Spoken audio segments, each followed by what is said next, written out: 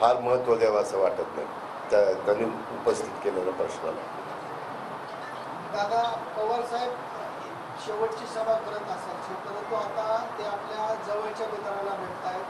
चंद्रराव तावरे यांना भेटले, काल बाळासाहेब तावरे देखील भेटले आणि खेडोपाडी आपण सभा होताना भेटतो. लोकशाहीमध्ये कुणी कुणाला भेटावं आणि कुठं सभा घ्याव्या या प्रत्येकाला मुभा आहे. ती आपल्याला संविधानाने दिलेली, बाबासाहेब आंबेडकरांनी दिलेली, घटनेने दिलेली. त्याच्यामुळं त्यांना तसं वाटलं म्हणून ते तसं करतात. मला त्याच्याबद्दल काय बोलायचं.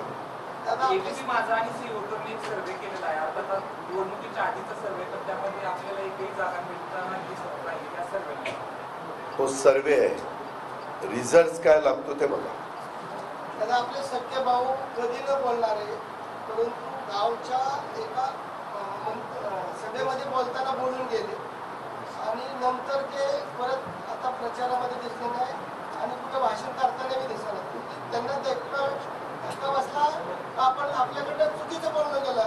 माझी त्याची भेट झाली नाही. ज्यावेळेस भेट होईल त्यावेळेस आपला प्रश्न जरूर मी त्याला विचारीन आणि पुढच्या वेळेस तुझी माझी भेट होईल त्यावेळेस तुला उत्तर देईन.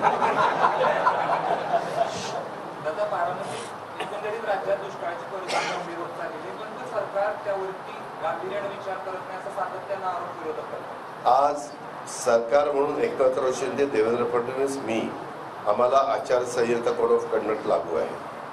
त्या बाबतीमध्ये माझ्या माहितीप्रमाणे चीफ सेक्रेटरी त्यांच्या स्तरावर बैठका घेत आहेत.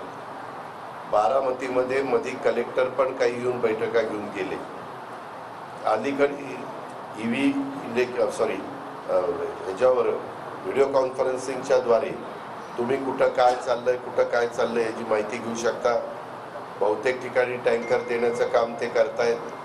चारा डेपोच्या बद्दल पण मागणी आहे, ती पण लवकर द्यावी अशा प्रकारचे आपण प्रयत्न करतोय. केंद्राचा पण निधी त्याला आलेला येईल, त्याबद्दल कुठली काळजी नाही. त्याच्यामुळं याच्या संहिता लागणार हे गृहीत धरून त्याच्याबद्दल जी काही तजवीज करावी लागते ती सगळी तजवीज आम्ही करून ठेवलेली आहे.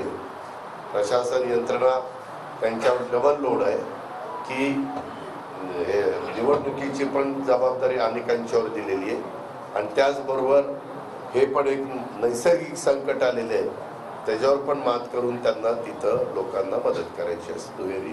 दादा, राजेंद्र पवारांनी आरोप केलाय वाढतोय म्हणजे स्वयंपाक एकट्यानेच केलेला नाही.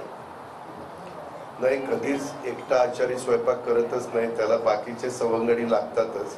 परंतु आचारी किती मीठ टाकायचं, किती तिखट टाकायचं, तो एकटाच आचारी ठरतो आणि मग त्याला टेस्ट येते आणि मग तो वाढतो. आता आम्ही सध्या अजूनही काही उमेदवाराच्या संदर्भातल्या बाबी राहिलेल्या आहेत.